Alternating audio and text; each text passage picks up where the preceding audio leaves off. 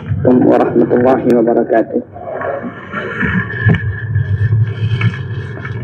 Alhamdulillahilladzi hadana lihadza wa ma kunna linahtadiya laula an hadanallah.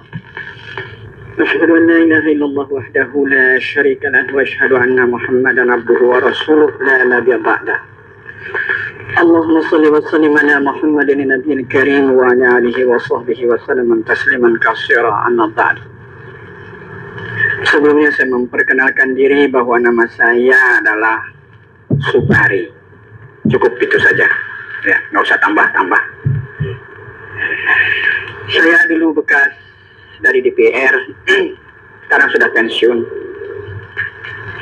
Kemudian terakhir saya diberikan kesempatan oleh Allah kuliah di University of Oxford dari 66 sampai 69 di Inggris.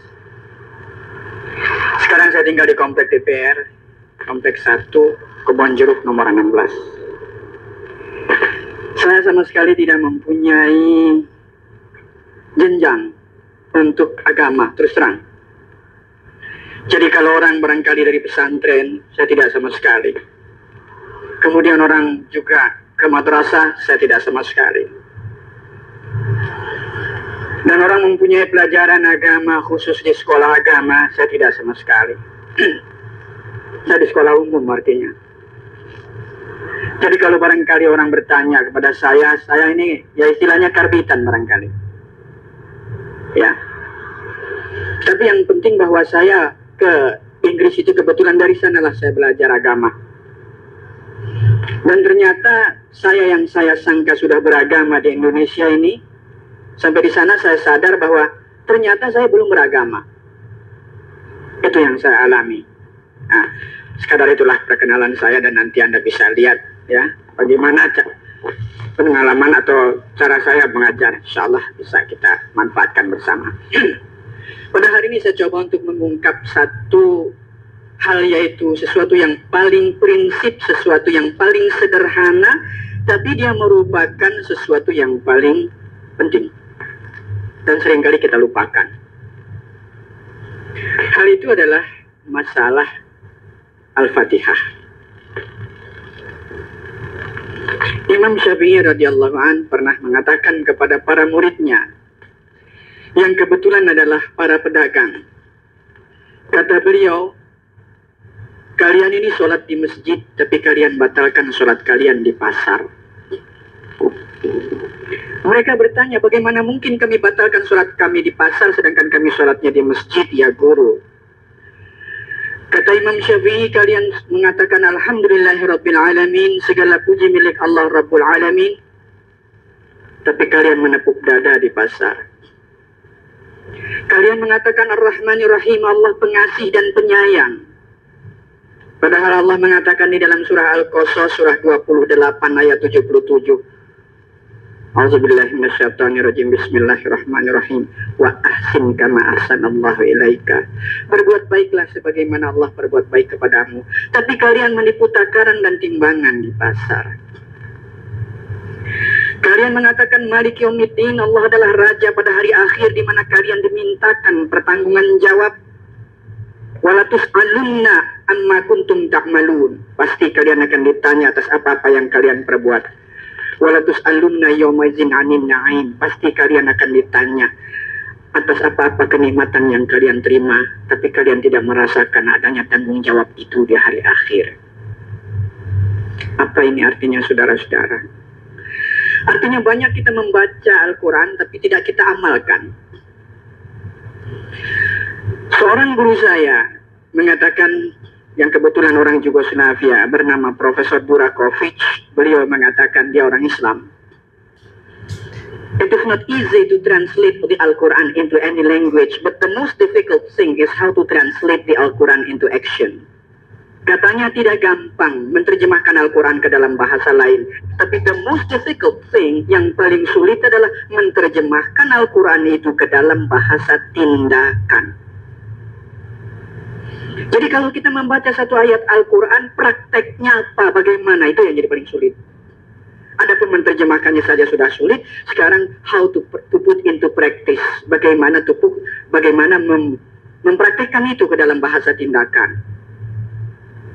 Kita lihat sekarang, saudaraku sekalian. Al-Fatihah berbunyi, A'udzubillahi minasyaitonirrajim, Bismillahirrahmanirrahim.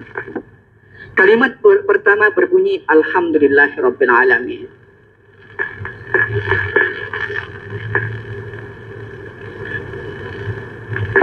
Kenapa Allah memulai kalimat ini? Kenapa Allah memperkenalkan diri dengan kalimat ini? Segala puji milik aku karena aku adalah Rabbul Alamin. Hal ini perlu kita ketahui. Allah tahu bahwa Anda termasuk saya punya satu penyakit. Penyakit yang kadang-kadang tidak kita sadari, tinggal kita sanggup atau tidak mengatasinya. Penyakit itu adalah ingin dipuji. Ingin dipuji. Bukan cuma para penari dan para penyanyi yang ingin dipuji. Tapi Ustadz, mubalik, kiai, ulama pengen dipuji. Dan kalau dia sudah ingin mendapatkan pujian, maka kalimat apa yang dia ucapkan ini, segala puji milik Allah Rabbul Alamin, adalah omong kosong belaka. Kalau ada seseorang ingin merasakan ingin dipuji, berarti kalimat ini cuma basa-basi saja. Padahal dia sudah mengatakan, all praise belong to me for I am the Lord of the universe, kata Allah. Segala puji milik aku karena aku adalah pemelihara seluruh alam. Jadi saudara-saudaraku sekalian, praktek yang pertama, bagaimana kalau kita membaca Alhamdulillahirabbil alamin? Prakteknya bagaimana? Kalau kita sudah mengerti demikian, maka jelas praktek yang pertama adalah tawaddu'. Yaitu orang yang membaca Al-Fatihah Alhamdulillahirabbil alamin mempunyai perasaan tawaddu' atau rendah hati. Dia tidak mempunyai kesombongan karena dia tahu bahwa dia tidak pernah mempunyai kelebihan. Ketika Umar bin Khattab bertanya kepada Abu Dzar Al-Ghifari, tolong terangkan kepadaku kekuranganku. Apa kata Abu Dzar? Aku tidak pernah melihat kelebihan engkau, wahai Umar. Engkau berasal daripada sperma yang menjijikkan dan engkau akan berakhir sebagai bangkai busuk yang berbau, dan engkau berdiri di depanku sekarang. Dalam perutmu penuh kotoran. Itulah Anda dan saya. Jadi apa yang kita banggakan, saudara-saudara? Tidak ada. Maka karena itu kita dididik oleh Allah di dalam surah Al-Ma'idah, surah 5 ayat 54. Azillatin 'alal mu'minin, a'izzatin 'alal kafirin. Bahwa setiap orang beriman merasakan dirinya azillah, merasakan perasaan rendah di depan orang beriman siapapun dia adanya. Sesama kita beriman, kita merasakan bahwa kita lebih rendah, aku lebih rendah dari yang lain. Tapi a'izzatin 'alal kafirin menunjukkan keperkasaan kepada orang kafir. Sehingga kalau kita lihat seorang anak muda berkata kepada orang tua, "Bapak lebih baik dari saya." Orang tua itu bertanya, "Bagaimana mungkin kau katakan aku lebih baik daripadamu?" "Jelas," kata si pemuda tadi, "Bapak lebih tua, amal Bapak lebih banyak dari saya." Maka dia pun menghargai orang tua tadi. Karena dia tahu bahwa orang tua itu lebih lama umurnya sehingga amalnya lebih banyak. Maka kata si orang tua, "Wahai anak muda, engkaulah sebenarnya yang lebih baik daripadaku." Bertanya anak muda itu, "Bagaimana mungkin demikian, wahai bapak?" "Engkau lebih muda, wahai Ananda. Karena itu dosamu masih sedikit. Aku sudah tua, dosaku sangat banyaknya dibandingkan dengan engkau." Saudaraku sekalian, kalau satu jamaah, kalau satu kumpulan sebagaimana kita ini merasakan seperti itu, alangkah indahnya satu ukhuwatul Islamiyah ini terbentuk. Maka itulah tawaduk menjadi dasar pokok bagi kita. Bahwa setiap orang merasakan dirinya lebih rendah dari orang lain, siapapun dia, asal sesama mukmin. Kalau barangkali kita dicela oleh orang, kita akan mengatakan itu baru sedikit yang kau lihat. Padahal cacat celaku lebih banyak daripada itu. Kalau kita dipuji, barangkali kita mengatakan itu baru kebaikan yang kau lihat. Kalau kau melihat keburukanku, kau kan berhenti. Rasa kesombongan itu harus dihilangkan daripada kita, saudara-saudara. Sebab hadis Rasulullah sallallahu alaihi wasallam mengatakan, la yadkhulul jannah man kana fi qalbihi mithqal dzarratin min kibrin. Tidak akan masuk surga bagi siapa yang di dalam hatinya ada sebesar zarrah saja daripada kesombongan. Zarrah itu diterjemahkan sebagai debu. Orang Inggris mengambil daripada zarah tadi menjadi zero. Zero berarti nol, hampir nggak ada kelihatannya. Sekalipun masih sekecil-kecil zarah sekalipun, rasa kesombongan dalam diri, kata Rasulullah, tidak akan bisa masuk surga. Dalam surah Al-Qasas, surah 28 ayat 83, Allah subhanahu wa ta'ala berfirman, A'udzubillahi minasyaitonirrajim, bismillahirrahmanirrahim. Tilka darul akhirah, naj'aluha lilladzina la yuriduna 'uluwan fil ard, wala fasadan, wal 'aqibatu lil muttaqin. Akhirat atau surga tadi diperuntukkan bagi mereka-mereka yang tidak menginginkan kesombongan di muka bumi, ketinggian di muka bumi, dan tidak merusak. Dan akibat yang baik teruntuk bagi orang-orang yang takwa.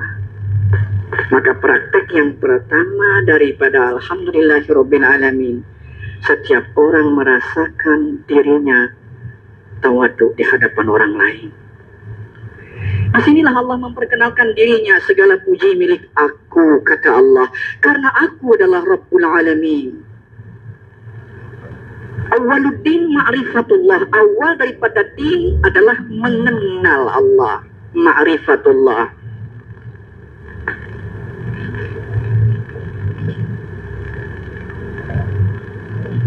Maka kita mengenal Allah? Untuk kita kenal, tak kenal maka tak cinta, katanya, supaya timbul mahabbah atau cinta kita kepada Allah.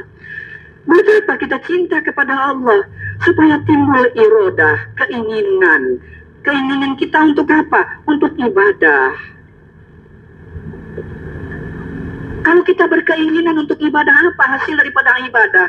Saudaraku sekalian, hasil daripada ibadah adalah mutmainnah, ketenangan, tranquility. Jadi kita tidak perlu meminum tranquilizer atau obat penenang. Itu seyogianya. Sekarang kalau kita tanya, aku sudah beribadah tapi tidak mendapatkan ketenangan dalam hati, apa dasarnya? Itu perlu kita koreksi diri kita. Nanti kalau ada kesempatan, insya Allah kan kita kemukakan kenapa ketenangan itu hilang, sirna daripada diri kita, saudara-saudara sekalian. Jadi kembali kita lihat bahwa kita harus tawadhu, praktek pertama. Jadi Allah memperkenalkan dirinya, segala puji milik aku, kata Allah, karena aku adalah Rabbul Alamin. Salah satu pengenalan atau mengenal Allah melalui Al-Asma'ul Husna. Bisa lihat itu. Di dalam surah 7, surah Al-A'raf ayat 180 dikatakan, walillahil asma'ul husna fad'uhu biha wa zarul ladzina yulhiduna fi asma'ihi sayujzauna ma kanu ya'malun. Dan Allah memiliki nama-nama yang baik. Berdoalah kamu atau gunakanlah itu untuk berdoa. Tinggalkan mereka yang menyalahgunakan Asmaul Husna itu. Nanti mereka akan mendapatkan apa-apa yang mereka perbuat. Jadi Asmaul Husna, saudara-saudara, dari ayat yang pertama ini bisa kita lihat nanti tersimpul dua Asmaul Husna tersembunyi di sana. Allah itu alhamdu, kata Allah, karena aku, segala puji milik aku, karena aku adalah Al-Hamid. Allah yang maha terpuji, dari kata hamindal, hamidah yahmadu, hamdan. Kemudian yang kedua adalah Rabba yarubu rabban ar-rabbu, yang memelihara, mengurus, mengatur, mendidik, menjamin, menyempurnakan, membimbing, memberi rezeki. Berapa jumlah Asmaul Husna? Sebenarnya jumlah Asmaul Husna tidak terbatas, saudara-saudara. Sebab kata Allah di dalam surah Asy-Syura, surah 42 ayat 11, laisa kamitslihi syai' wa huwas samiul basir. Dia tidak sebanding dengan apapun juga, karena dia maha mendengar dan maha melihat. Tapi Rasulullah Sallallahu Alaihi Wasallam mengajarkan kita 99. Dari 99 ini tersembunyi di dalam Al-Fatihah 9. Kita lihat. Dari sini saja 2. Ar-Rahmanir-Rahim, Ar-Rahman, Ar-Rahim. Malik Yaumiddin, Al-Malik, Raja. Iyyaka na'budu, kepadamu kami mengabdi, Al-Ma'bud, Allah Maha yang patut disembah. Wa iyyaka nasta'in, Al-Musta'an, Allah tempat meminta. Ihdinas siratal mustaqim, Allah adalah Al-Hadi yang Maha memberi petunjuk. Siratal ladzina an'amta 'alaihim, Al-Mun'im, Allah yang memberi kenikmatan. 9. 1, 2, 3, 4, 5, 6, 7, 8, 9. Dari surah yang pertama tersembunyi 9 Asmaul Husna. Dalam surat terakhir, surat An-Nas, tersembunyi 3. Qul a'udzu birabbin nas, Rabb. Malikin nas, Al-Malik. Ilahin nas, Ilah, Al-Ma'bud. Al-Ma'bud ini sama dengan ilah. Maka la ma'buda illallah, tidak ada yang disembah kecuali Allah. Tidak ada sesembahan kecuali Allah. Seyogianya diterjemahkan gitu. La ilaha illallah juga berarti tidak ada sesembahan kecuali Allah. Bukan tidak ada Tuhan melainkan Tuhan. Saya sendiri kader itu, arti itu. Ya. Jadi kita lihat di sini 3, Ar-Rabb, Al-Malik, Ilah. Dari 3 ini, saudara-saudaraku sekalian, yang paling pokok adalah Ar-Rabb. Bagaimana kita bisa tahu? Kita lihat tadi.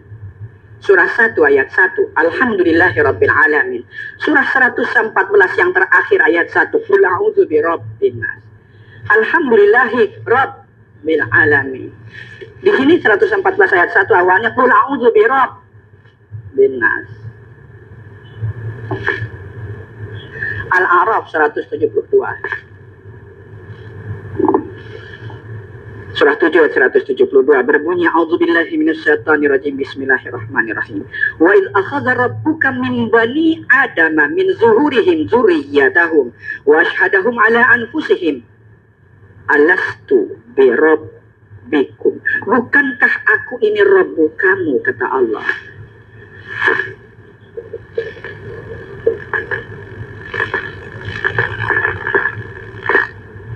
Rabb lagi. Qalu bala syahidna. Mereka menjawab, benar kami menyaksikan. Antaqulu yaumal qiyamah inna kunna an hadza ghafilin. Agar kalian pada hari kiamat tidak lalai. Ghafil itu dari kata ghafala, yaghful. Akhirnya ghaflah.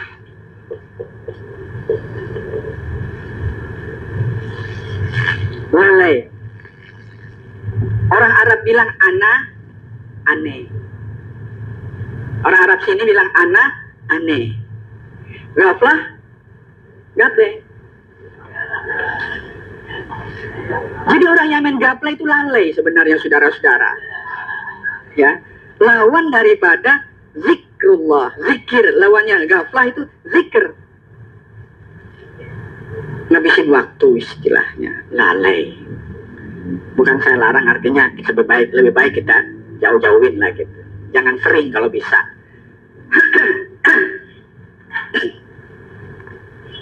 Jadi pada awal pertama kita berada di dalam perut ibu kita sebelum lahir, itu Allah sudah memintakan sumpah kepada kita. Akuilah bahwa aku adalah Rabbu kamu. Allah nggak mengatakan kata akuilah bahwa aku adalah ilah kamu, aku adalah malik kamu, aku adalah an-nasir, aku adalah al-hadi. Aku adalah Ar-Rabb. Tuh. Pada awal. Pada kita lihat pada 41 ayat 30. Fusilat, surah Fusilat ayat 30. Innal ladzina qalu rabbunallahu tsumma istaqamu tatanazzalu alaihimul malaikah alla takhafu wa la tahzanu wa abshiru bil jannati allati kuntum tu'adun. Sesungguhnya mereka yang mengatakan bahwa Allah adalah Rabbu mereka, nggak yang lain. Cuma cukup mengakui Allah adalah Rabbu mereka, Rabb. Kemudian dia teguh pendirian istiqomah, maka kata Allah, tatanazzalu alaihimul malaikah. Malaikat akan berdatangan kepadanya dan menghibur, alla takhafu wa la tahzanu, jangan kamu takut. Dari kata khaufun. Wa la tahzanu, jangan kamu sedih, huznu, takut dan sedih. Fear and grief, istilah. Inilah, kalau ada dua hal ini saudara-saudara, maka ketenangan kan tidak ada. Jadi malaikat menghibur dia supaya timbul rasa mutmainnah tadi. Tidak ada rasa takut, tidak ada rasa sedih. Alla takhafu wa la tahzanu wa abshiru bil jannati allati kuntum tu'adun. Dan hiburlah mereka dengan ganjaran surga yang dijanjikan. Cukup mengakui Allah adalah Rabb. Surah 6 ayat 162, Al-An'am ayat 162. Anda hafal, cuman barangkali nomor ayat nggak hafal. Qul inna sholati wa nusuki wa mahyaya wa mamati lillahi rabbil alamin. Katakanlah, sesungguhnya sholatku, ibadahku, hidupku, matiku karena Rabbul alamin, tidak karena yang lain. Rabb, cukup Rabb. Begitu, saudara-saudaraku sekalian, kita lihat semuanya Rabb, Rabb, Rabb. Motivasi cukup dengan Rabb. Ketika Anda sholat, kita berdiri. Setelah kita membaca doa iftitah, kita membaca Alhamdulillahi Rabbil Alamin, Rabb. Allahu Akbar, Subhanah, Rabb. Sami'allahu liman hamidah, Rabb. Allahu Akbar, sujud, Subhana, Rabb. Duduk, Rabbil firli. Berapa kali kita membaca Rabb? Jadi Allah, Rabb. Jadi Rabb ini artinya seluruh Asmaul Husna tersimpul di dalam kalimat Rabbu. Memelihara, mengurus, mengatur, mendidik, menjamin, menyempurnakan, membimbing, memberi rezeki, memberi petunjuk, segalanya. Itulah Allah. Percayakah kita bahwa Allah adalah Rabb? Pada tahun 1965, sebelum G30 SPKI, di daerah Boyolali dan Solotigo, ada sandiwara PKI yang judulnya Matine Gusti Allah.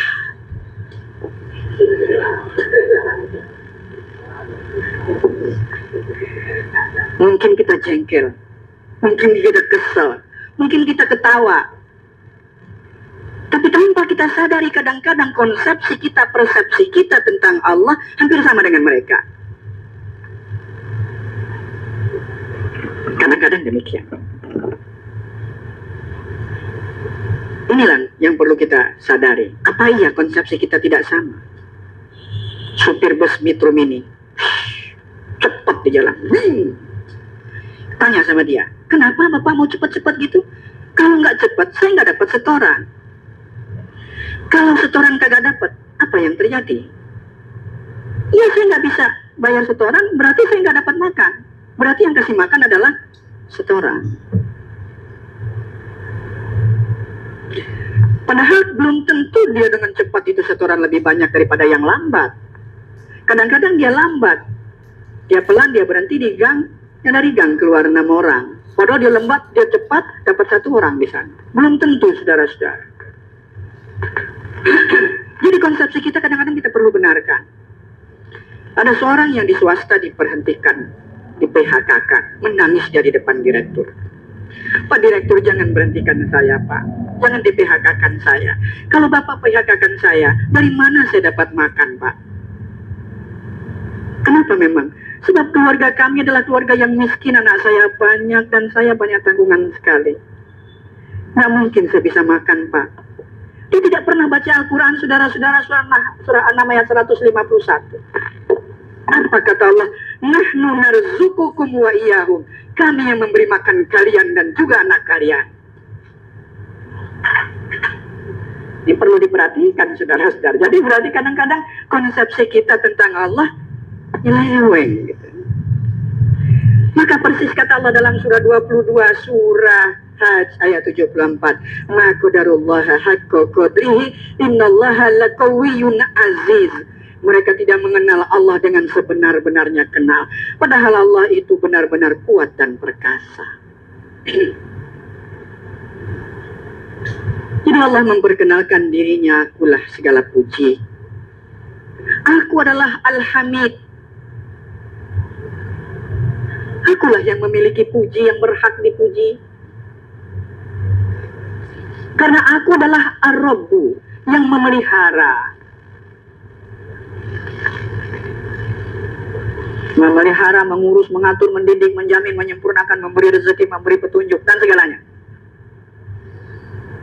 Apa artinya puji ini? Kita lihat, akulah kata Allah yang punya prestis. Prestis, nama baik. Karena yang terpuji kan yang punya nama baik kan? Al-Hamid. Kenapa aku punya prestise? Kata Allah, karena aku memelihara, mengurus, mengatur, mendidik, menjamin, menyempurnakan. Karena aku punya prestasi.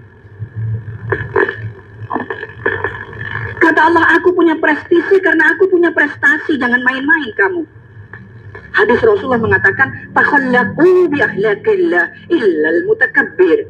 Berakhlaklah kalian sebagaimana akhlaknya Allah, kecuali sombong. Kalau Allah adalah ghani, maha kaya, jadilah kaya, silakan. Boleh saja.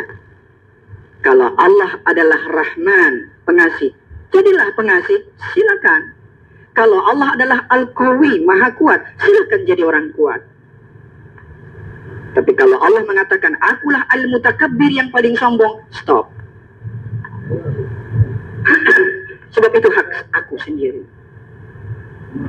Jadi kata Allah, aku adalah punya prestise karena punya prestasi.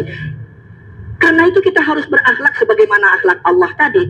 Maka engkau pun kata Allah, hendaklah punya prestasi. Maka praktek yang kedua adalah orang yang pernah membaca Alhamdulillahirrahmanirrahim rajin, saudara-saudara. Orang yang malas tidak pernah membaca Alhamdulillahirrahmanirrahim. Kita cukupkan dulu bagian pertama dari Samudra Al-Fatihah yang disampaikan oleh Al-Mukarram Al-Ustadz Haji Muhammad Sobari MA. Kita akan lanjutkan ke bagian kedua nanti. Wassalamualaikum warahmatullahi wabarakatuh.